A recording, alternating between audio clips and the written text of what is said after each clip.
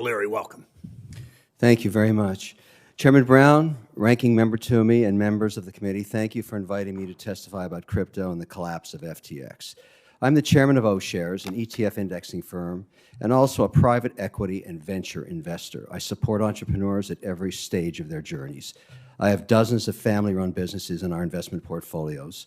My extensive social media platform enables me to tell the stories of their products and services to help reduce their customer acquisition costs. It's a model that has worked well for over a decade and helped support so many small American businesses, which create over 60% of the jobs in the American economy.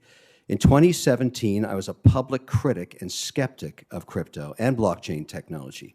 As the global regulatory environment began to open up in 2018, I began to invest. Now I am a shareholder in multiple companies involved in crypto technology, including WonderFi BitBuy, the largest and first regulated broker-dealer crypto exchange in Canada, Immutable Holdings, a developer of NFT technology, and Circle, the company that brought USDC stablecoin to market. I've also invested in multiple crypto tokens, infrastructural level 1 and level 2 blockchains. I am of the opinion that crypto, blockchain technology, and digital payment systems will be the 12th sector of the S&P within a decade. Many of these technologies are going to disrupt the existing financial services sector with faster, more efficient, more productive, and more secure ways of investing, paying, transferring, and tracking assets. As you are aware, Bitcoin, a store of value, is not a coin. It's software. Ethereum is software. Blockchain is software.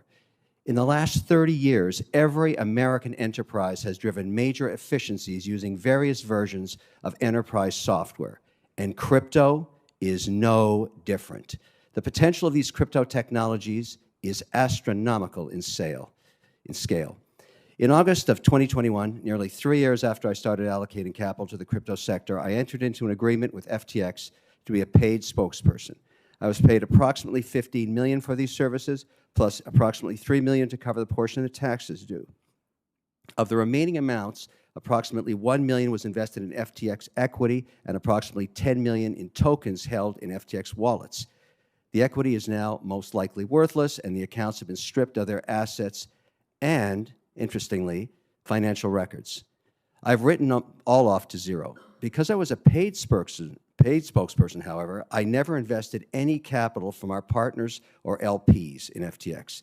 The capital lost was from an operating company that I had 100% ownership in. I'm using my own capital to pursue record recovery of the FTX accounts so I can conduct a forensic audit. The truth of this situation will be discovered by following the transaction trail after obtaining the records.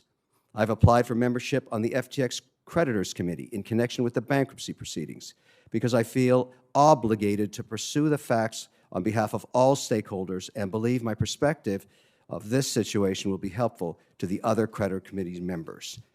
The collapse of FTX is nothing new. While this situation is painful for shareholders, employees, and account holders, in the long run, it does not change this industry's promise. Enron came and went and had no impact on the energy markets. Bear Stearns, Lehman Brothers' demise had no impact on the long-term potential of American debt and equity markets. I'm only one of many investors that have experienced this loss. However, this changes nothing in terms of the potential of crypto. In fact, the recent collapse of crypto companies has a silver lining. This nascent industry is culling its herd.